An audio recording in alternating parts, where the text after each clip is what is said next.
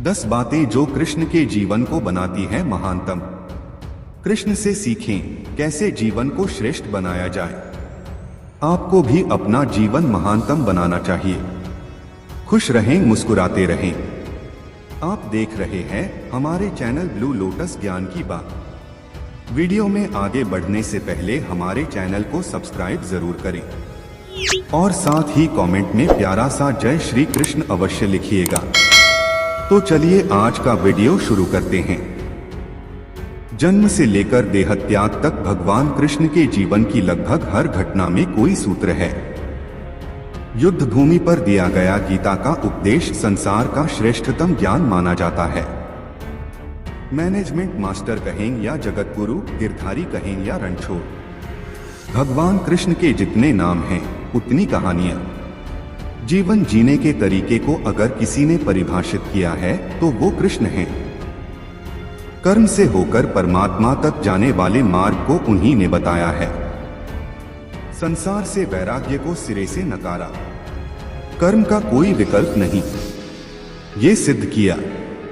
कृष्ण कहते हैं, मैं हर हाल में आता हूं जब पाप और अत्याचार का अंधकार होता है, तब भी जब प्रेम और भक्ति का उजाला होता है, तब भी।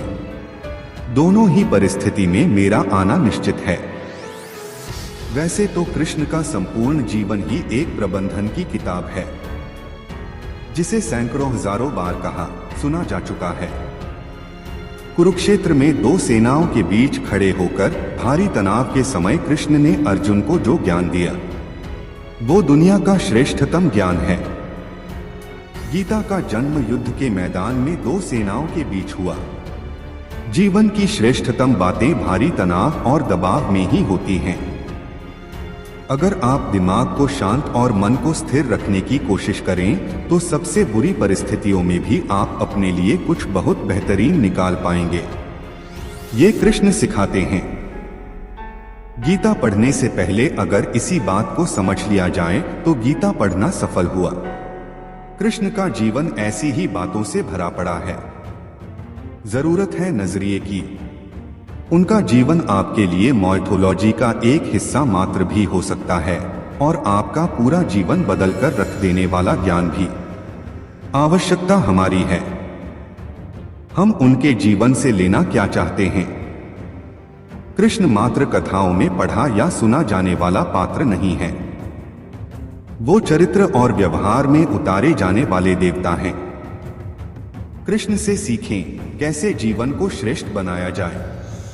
10 बातें हैं जो अगर व्यवहार में उतार ली तो सफलता निश्चित मिलेगी। पहली बात, संघर्ष से भरी जिंदगी। शुरू से अंत तक जीवन संघर्ष ही है। कारागृह में जन्मे कृष्ण, पैदा होते ही रात में यमुना पार कर गोकुल ले जाया गया। तीसरे दिन पुतना मारने आ गई। यहां से शुरू हुआ संघर्ष देह त्यागने से पहले द्वारिका डुबोने तक रहा। कृष्ण का जीवन कहता है, आप कोई भी हो, संसार में आए हैं तो संघर्ष हमेशा रहेगा। मानव जीवन में आकर परमात्मा भी सांसारिक चुनौतियों से बच नहीं सकता।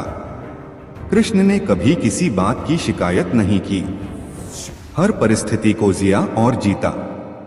कृष्ण कहते हैं, परिस्थितियों से भागो मत, उसके सामने डटकर खड़े हो जाओ, क्योंकि कर्म करना ही मानव जीवन का पहला कर्तव्य है।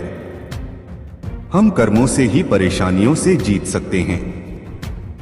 दूसरी बात जो श्री कृष्ण से हमें सीखना चाहिए, स्वस्थ शरीर से ही विजय है। कृष्ण का बचपन माखन मिश्री खाते हुए गुजरा। आज भी भोग लगाते हैं हम, लेकिन ये संकेत कुछ और है। आहार अच्छा हो, शुद्ध हो, बल देने वाला हो। बचपन में शरीर को अच्छा आहार मिलेगा तो ही इंसान युवा होकर वीर बनेगा। शरीर को स्वस्थ रखना है तो बचपन से ध्यान देने की जरूरत है। ये गलत संगति के दौर से गुजर रहे युवाओं के लिए बड़ा मैसेज है। अपने बच्चों को ऐसा खाना दें जो उनको बल दे। सिर्फ स्वाद के लिए ही ना खिलाएं, तभी वे बड़े होकर स्वयं को और समाज को सही दिशा में ले जा पाएंगे।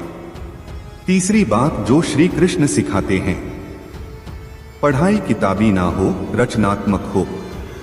कृष्ण ने अपनी शिक्षा मध्य प्रदेश के उज्जैन में सांदीपनी ऋषि के आश्रम में रहकर पूरी की थी। कहा जाता है 64 दिन में उन्होंने 64 कलाओं का ज्ञान हासिल कर लिया था। वैदिक ज्ञान के अलावा उन्होंने कलाएं सीखी।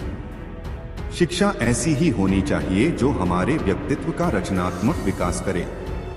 संगीत, नृत्य, युद्ध सहित 64 कलाओं कृष्ण के व्यक्तित्व का हिस्सा हैं। बच्चों में कोरा ज्ञान ना भरें, उनकी रचनात्मकता को नए आयाम मिलें, ऐसी शिक्षा व्यवस्था हो। चौथी बात, रिश्तों से ही जीवन है, बिना रिश्तों के कुछ नहीं। कृष्ण ने जीवन भर कभी उन लोगों का साथ नहीं छोड़ा जिनको मन से अपना माना। अर्जुन से वे युवावस्था में मिले, ऐसा महाभारत कहती है, लेकिन अर्जुन से उनका रिश्ता हमेशा मन का रहा। सुदामा हो या उद्धव, कृष्ण ने जिसे अपना मान लिया उसका साथ जीवन भर दिया। रिश्तों के लिए कृष्ण ने कई लड़ाइयां लड़ी और रिश्तों से ही कई लड़ाइयां जीती। उनका सीधा संदेश है, सांसारिक इंसान की सबसे बड़ी धरोहर रिश्ते ही हैं। अगर किसी के पास रिश्तों का धाती नहीं है तो वो इंसान संसार के लिए गैर जरूरी है। इसलिए अपने रिश्तों को दिल से जिए, दिमाग से नहीं।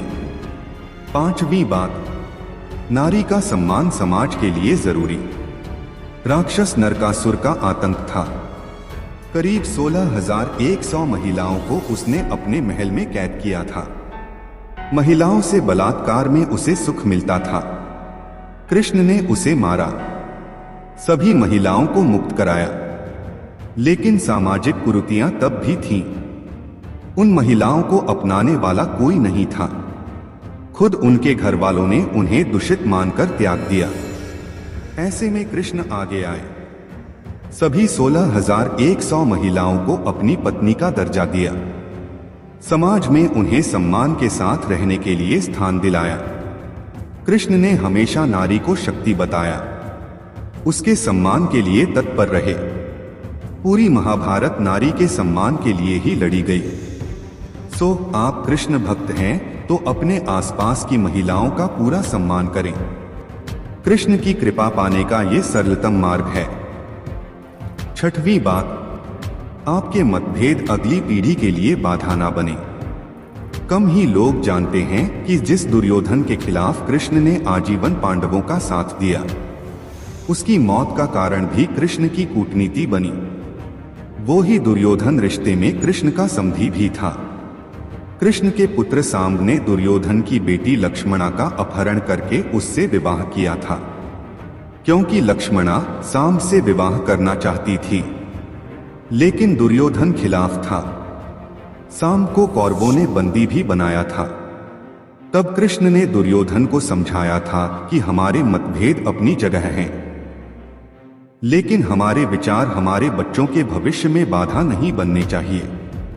दो परिवारों के आपसी झगड़े में बच्चों के प्रेम की बलि ना चढ़ाई जाए। कृष्ण ने लक्ष्मणा को पूरे सम्मान के साथ अपने यहाँ रखा। दुर्योधन से उनका मतभेद हमेशा रहा, लेकिन उन्होंने उसका प्रभाव कभी लक्ष्मणा और सांब की गृहस्थी पर नहीं पड़ने दिया।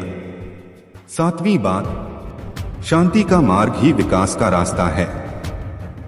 कृष्ण ने महाभारत युद्ध के पहले शांति से समझौता करने के लिए पांडवों और कौरवों के बीच मध्यस्थता की।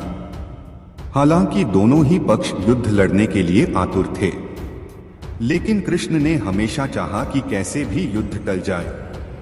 झगड़ों से कभी समस्याओं का समाधान नहीं होता है। शांति के मार्ग पर चलकर ही हम समाज का रचनात्मक विकास कर सकते हैं। कृष्ण ने समाज की शांति से मन की शांति तक दुनिया को ये समझाया कि कोई भी परेशानी तब तक मिट नहीं सकती जब तक वहां शांति ना हो, फिर चाहे वो समाज हो या हमारा खुद का मन। शांति से ही सुख मिल सकता है, साधनों से नहीं।